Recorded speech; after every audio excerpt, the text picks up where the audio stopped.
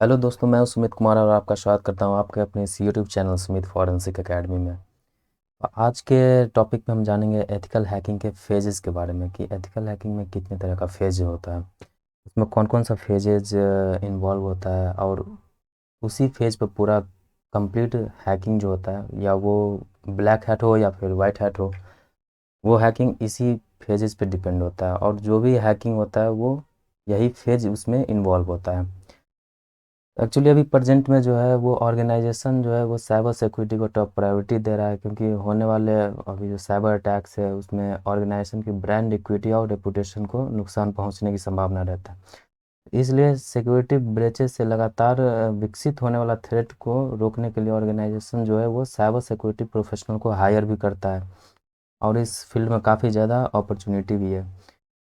ऐसे cyber security professional के लिए हैकिंग के डिफरेंट फेजेस के बारे में नॉलेज होना बहुत ही इम्पोर्टेंट है। जो उन्हें जो वेरियस साइबर थ्रेट होता है जिससे ऑर्गेनाइजेशन की सिक्योरिटी पोस्चर को एनालिसिस करने में और उसको मजबूत करने में हेल्प करता है।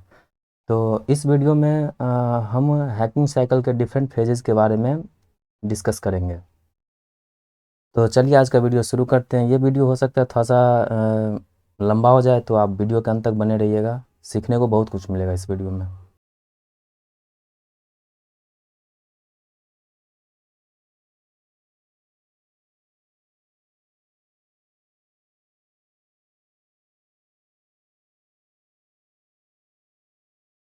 हैकिंग फेज जो है वो 5 तरह का होता है। फर्स्ट है रिकॉग्निशंस, सेकंड है स्कैनिंग फेज, थर्ड है गेनिंग एक्सेस, फोर्थ है मेंटेनिंग एक्सेस और फिफ्थ है क्लियरिंग ट्रैक।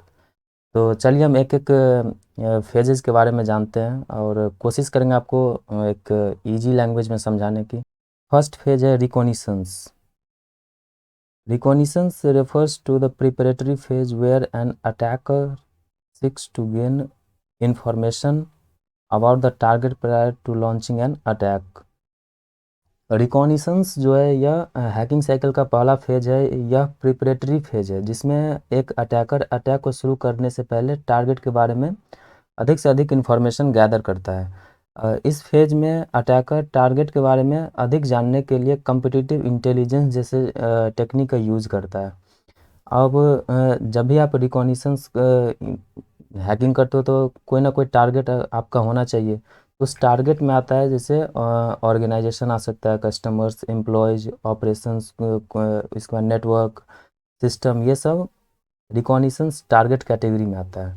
और यह इस फेज में अटैकर अटैक करने का प्लान बनाता है, और इस फेज में सोशल इंजीनियरिंग इन्वॉल्व होता है। अब सोशल इंजीनियरिंग क्या होता है? तो एक सोशल इंजीनियर वह व्यक्ति होता है जो लोगों को अनलिस्टेड फ़ोन नंबर, पासवर्ड और कोई अदर सेंसिटिव इंफॉर्मेशन जैसी इंफॉर्मेशन को रिवील करता है वो। अब इसमें एक टर्म आता है डम्पस्टर डाइविंग। डम्पस्टर डाइविंग यह भी एक रिकॉनिशंस टेक्निक है। इसमें किसी भी डिलीटेड सेंसिटिव इंफॉर्मेशन के लिए ऑर्गेनाइजेशन के वेस्ट को देखता है, वेस्ट को एनालिसिस करता है, वहाँ से वो इंफॉर्मेशन निकलता है। डम्पस्टर डाइविंग में अटैकर और अधिक सेंसिटिव इंफॉर्मेशन प्रोवाइड कर सकता है, जैसे user name, password, credit card statement, bank statement, ATM receipt, social security number जिसे एसएसएन नंबर कहते हैं, पर्सनल टेलीफोन नंबर और कोई अदर सेंसिटिव डेटा। ये होता है रिकॉनिशंस। अब रिकॉनिशंस का टाइप भी होता है, दो टाइप है, पैसिव रिकॉनिशंस और एक्टिव रिकॉनिशंस। पैसिव में involve acquiring information without directly interacting with target, for example searching public record और न्यूज़ रिलीजेस। पैसिव रिकॉनिशंस में जब कोई अटैकर पैसिव रिकॉनिशंस का यूज करता है तो वे टारगेट के साथ डायरेक्टली इंटरेक्ट करता है। इसके बजाय अटैकर पब्लिकली रूप से अवेलेबल इंफॉर्मेशन, न्यूज़ रिलीज या अदर नो कॉन्टैक्ट मेथड का यूज करता है, और सामने वाले का एज मच एज पॉसिबल जितना इन्फॉर्मेशन हो सके वो निकालता है, गेन करता है। उसके बाद आता है active reconnaissance. Involve directly interacting with the target of any means, for example telephone calls or calls to the target help desk or technical department। Active reconnaissance technique में जैसे open ports, accessible host, router location, network mapping, operating system, इस सब का detail और applications का पता लगाने के लिए टूल्स का यूज करके टारगेट सिस्टम के साथ डायरेक्ट इंटरेक्ट करता है। बेसिकली पैसिव में हम इनडायरेक्टली इंटरेक्ट करते हैं टारगेट से, और एक्टिव रिकॉग्निशंस में हम डायरेक्टली इंटरेक्ट करते हैं अपने टारगेट से, जो हमारा टारगेट होता है उससे। सेकेंड फेज है scanning phase. Scanning phase, scanning refers to pre-attack phase where attacker scan network for specific information based on information gathered during reconnaissance. Scanning can include use of dialer, port scanner, network mapper, ping tool, vulnerability scanner. Attackers extract information such as live machine, port status, operating system details, device type, and system uptime to launch attack. अब scanning phase या hacking cycle का दूसरा phase होता है। इसमें attacker specific information के लिए network को स्कैन करता है और रिकॉग्निशंस के दौरान गैदर किए गए डिटेल्स का यूज करता है। इसमें स्कैनिंग में जैसे डायलर हो गया, port scanner, network mapper, ping tool, vulnerability scanner, और बहुत तरह का और अदर टूल्स होता है। इस सब टूल का यूज होता है इसमें स्कैनिंग में। और अटैकर अटैक स्टार्ट करने से पहले live machine, port status, operating system का डिटेल्स, कौन सा ऑपरेटिंग सिस्टम यूज हो रहा है, डिवाइस टाइप और सिस्टम अप टाइम, इन सब जैसी जानकारी को वो गैदर करता है। बेसिकली स्कैनिंग में हम जो भी हमारा टारगेट होता है उसको हम स्कैन करके कंप्लीट डिटेल्स वहाँ पे हम गैदर करते हैं। ये होता है स्कैनिंग फेज। नेक्स्ट है गेनिंग एक्सेस। Gaining access में gaining access refers to the point where the attacker obtain access to the operating system or application to the on the target computer or network. The attacker can gain access at the operating system, application, network level. The attacker can escalate privilege to obtain complete control of system. Example include password cracking, buffer overflow, denial of service attack, DoS attack, session hijacking. तो basically gaining access जो होता है ना, अब जैसे हम recognitions कर लिए, टारगेट के बारे में इन्फॉर्मेशन ले लिए, अपना टारगेट भी सेलेक्ट हो गया। उसके बाद हम सेकेंड फेज क्या देखें, स्कैनिंग था। हम उसमें डिफरेंट टूल्स का यूज करके हम उससे स्कैन करके और डिटेल्स हम इंफॉर्मेशन गैदर किए। अब जब ये दो स्टेप हो गया तो अब हम क्या करेंगे, जो हमारा टारगेट था हम उसका एक्सेस गेन करेंगे। उसको हम उसका सिस्टम, नेटवर्क, सर्वर जो भी है, हम जिसे भी हैक करना चाह रहे हैं उसे हम अब अपने कंट्रोल में लेंगे। यह फेज हैकिंग साइकिल का तीसरा फेज है। यह वही फेज है जिसमें रियल हैकिंग होता है। टारगेट सिस्टम और नेटवर्क तक एक्सेस गेन करने के लिए अटैकर रिकॉग्निशंस और स्कैनिंग के समय आइडेंटिफाई की गई वल्नरेबिलिटीज़ का यूज करता है। और इसमें अटैकर जो है वह ऑपरेटिंग सिस्टम, एप्लीकेशन और नेटवर्क लेवल तक एक्सेस गेन कर सकता है। जब अटैकर टारगेट सिस्टम तक एक्सेस गेन कर लेता है तो वो कंप्लीट कंट्रोल करता है, फिर कंट्रोल करने की ट्राई करता है। वो जो भी हमारा कंप्रोमाइज सिस्टम होता है उसे करना, जो भी हमारा टारगेट है उसको हम एक्सेस गेन करते हैं उसका। नेक्स्ट है मेंटेनिंग एक्सेस। अब हम जब हमें एक्सेस भी मिल गया टारगेट सिस्टम का, उसके बाद हम क्या करते हैं, उस एक्सेस को हम मेंटेन भी करते हैं। अब ऐसा तो है नहीं कि हम हैकिंग परफॉर्म कर लिए, अब जैसे 1 आवर 2 आवर 3 आवर्स में हमारा काम हो गया हैकिंग का, तो उसके बाद हम उसे क्लोज कर दें। अब इन फ्यूचर अगर हमें दोबारा ज़रूरत पड़ता है तो हम सारे स्टेप फॉलो नहीं करते हैं। तो उस एक्सेस को मेंटेन करने के लिए एक स्टेज है मेंटेनिंग एक्सेस। इसमें होता क्या है, तो maintaining access refers to the phase where attacker tries to retain their ownership of the system. Attacker may prevent the system from being owned by other attackers by securing their exclusive access with backdoor rootkits and or trojans. Attacker can upload, download, or manipulate data, application, and configuration of the owned system. Attackers use compromised system to launch further attacks.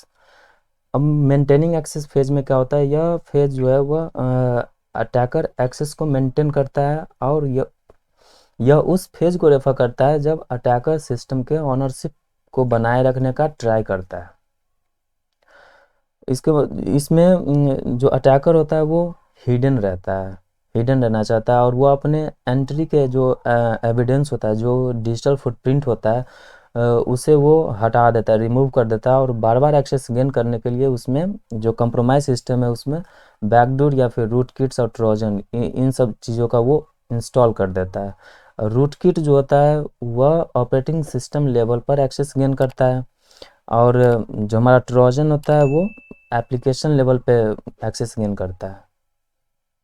तो इसका hacker ज़्यादा use करता है। इसके बाद attacker जो होता है वो जिस सिस्टम का ओनरशिप गेन किया है उस सिस्टम पर डेटा का या तो वो डाउनलोड कर सकता है, अपलोड कर सकता है, मैनिपुलेट कर सकता है, और यूजर नेम, पासवर्ड और सिस्टम पर जो स्टोर्ड कोई भी इंफॉर्मेशन है उसको वो ट्रांसफ़र कर सकता है।